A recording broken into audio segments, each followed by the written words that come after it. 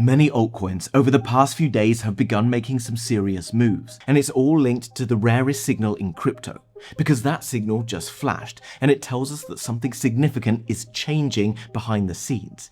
In this video, I'm going to break down what that signal means for us, because it's giving us some serious clues about the next significant moves that are going to happen across the crypto market over the weeks and months ahead. Do me a favor, hit the like button, and let's get in before it's too late. Now, while everyone out there is pondering whether the stock market is overheated, whether there's an AI bubble forming, whether we're going to see an end to conflict in the Middle East with the Iran war, or whether the Federal Reserve will hike or cut interest rates this year, one of the most important signals in crypto just flashed, and it's only ever lit up 2 times before this. So what is it? Well, it's over on the total 3 chart. So what is the total 3? Well, for those of you who are unaware, it's effectively the entire market cap of crypto, excluding Bitcoin and excluding Ethereum. And whilst Bitcoin went on an epic run over the past few years, the total 3, which is altcoins, never managed to break above its 2021 high with any sort of conviction. Now, what I think is worth paying attention to is this. Look at the red circles here. On the bottom, you have the RSI MACD, effectively showing you the momentum of the market. When these lines move below this dotted line below, this means that the total 3 is moving into extremely oversold territory. It means that previously sellers were ramping up and selling at extreme rates, and that caused momentum to push aggressively downwards. But obviously, after a period of time where sellers become exhausted, that momentum will slowly begin to reverse and move in the other direction. Think of a skateboard going up a half pipe, it starts to lose momentum and then it crashes back down in the other direction. This is effectively the exact same. Slowing momentum starts to turn into a reversal. And if we look back in time, we can see the last few times this flashed at very key moments. This is back at the end of 2019. And then following that, we ran into the epic 2020 and 2021 crypto bull market. The next time it then lit up in oversold territory was here in December 2022, just a month after the FTX crash. From there, we saw Bitcoin rallying from $16,800 all the way to $126,000 at the end of last year, and many altcoins also seeing their bottoms and pushing up much higher as well. Now, the thing to pay attention to is the crossover from the stochastic. Now you can see it happening here. It's crossed over, and it first started to do this back in March and into April, but right now the gap is broadening out, showing you that momentum is slowly shifting behind the scenes and beginning to accelerate. And we're seeing the total 3 do this because of the performance of strong fundamental altcoins over the past few days, past few weeks even. For example, WorldCoin up 47% in the last 7 days, Near Protocol up 50%, and obviously a few others. Now this isn't every single coin, it's certain coins. And on the video I made 2 days ago, I talked about what those strong fundamentals are and how to identify them in coins before those significant moves take place. So make sure you check out this video after you've watched this one. And if you missed this, make sure you subscribe to the channel, because since that video, certain coins put in some serious growth. Now, another chart that's telling us that a momentum shift is going on across the markets right now is this. It's the others versus Bitcoin. Now, the others is the altcoins outside of the top 10. So it doesn't include stablecoins, doesn't include Bitcoin, doesn't include Ethereum, doesn't include Solana, etc. Purely the stuff that most of us are interested in, because really this is where the biggest growth comes from when the markets flip in the opposite direction. And as you can see, this has been falling down ever since 2020. And despite a couple of brief rallies like this one in March 2024 and this one at the end of the year in 2024, which led to mini altcoin seasons where we saw lots of gains in certain coins, this has in general been struggling against Bitcoin.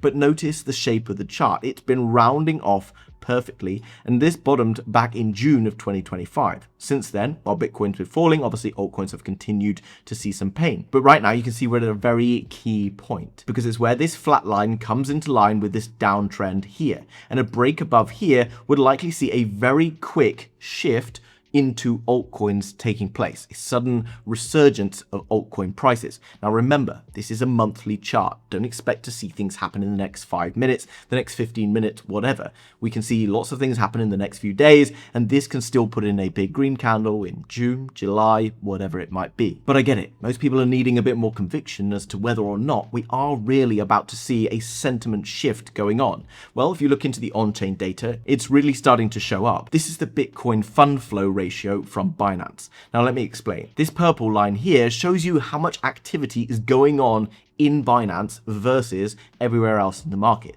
This is showing you how much kind of buying and selling is happening on Binance. Now, as you can see, there's certain spikes of activity that happen at key times, but there's also complete lulls in activity that bring it down all the way to this kind of gray band here. And these have been highlighted over the past few years by these blue areas here.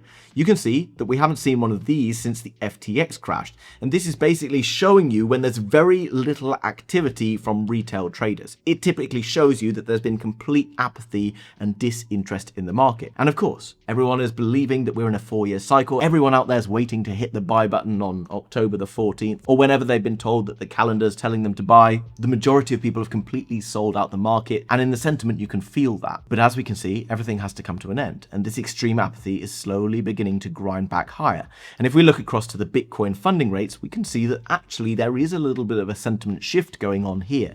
Now, the funding rates show you how much shorts versus longs are stacking up. We have been through an incredibly bearish period of time through March, April, and into early May, where the bears were fully in control and fully trying to force the price lower. All of a sudden, we've seen a switch in funding rates, showing you that the sentiment of the traders has switched from bearish towards bullish, something that we can see happen in the early stages of a kind of market reversal. But I know, what about the stock market? What about the macro? What about the on-chain data? Well, in this video, I'm trying to focus more towards the sentiment switch and a few kind of key metrics, as well as a few other bits and pieces. But in future videos, I'll continue to drill down into the on-chain data and the macro, which allows us to cut through all of the noise out there and make smart decisions, because it's never going to feel like the right time to buy when the market's at lows, and it's never going to feel like the right time to sell when the market's at highs. But a lot of clues can help us to identify what's going to happen before it happens, which is when you want to be reacting. So what about the stock market? It's been very high. Why has crypto not been following the stock market? It usually always does, right? Well, that's what we've been told. But as you can see, according to this chart, which is the Bitcoin spot taker 90 days versus the S&P 500 comparison. And effectively, the spot taker, for those of you who want to know, is effectively whether the market is dominant in buying or selling. You can see that there's been a clear decoupling between the S&P 500 and Bitcoin. And this pretty much began around the October 1010 nuclear disaster, where everybody got liquidated in over-leveraged trades. And this decoupling has been predominantly fueled by a lot of growth in the AI sector, causing a lot of people to speculate whether we're in an AI bubble or not. I do believe that we are in a bubble, but bubbles can definitely continue to run into insane, ludicrous levels, and we're nowhere near the level of the .com hype right now. And before I prove that to you, if one of the most interesting charts that I've looked at for months, I just want to shout out Yubit, because right now you can get a $1,000 voucher just for downloading the application, signing up through the link below. The cool thing about Yubit and why it's relevant right now is not only can you trade crypto there, but you can also deposit crypto and then go and trade stocks, commodities like gold, silver, oil, whatever it might be,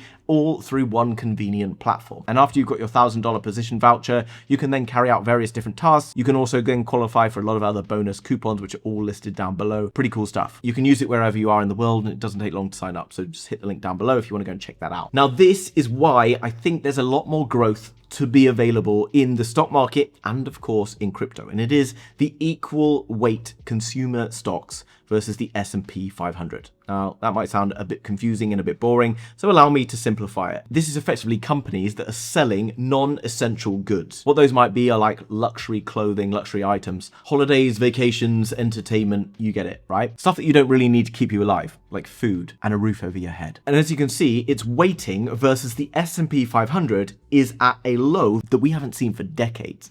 This shows you that the stock prices are very high versus the amount of kind of luxury goods and everything that people are buying. It tells us something. It tells us that the stock market is being propped up and pushed up right now by a lot of larger scale macro investors, institutions, not retail investors, because it tells us that lots of retail out there are not feeling particularly wealthy, and they're not necessarily investing in kind of the luxury stuff that they do when the markets have been good. And eventually, as we start to see more money printing going on, which has already happened, by the way, which is why we're seeing the US Fed balance sheet going up like crazy, and the ISM or manufacturing index going up, and copper giving a rare signal versus gold by pumping towards the upside, it will eventually lead to retail feeling a little bit more flush. And when retail begins to feel a bit more flush, they will then start to invest once more. Once that happens, it gives the exit liquidity to people trying to exit the stock market. Remember, the stock market is being pumped up right now by the institutions.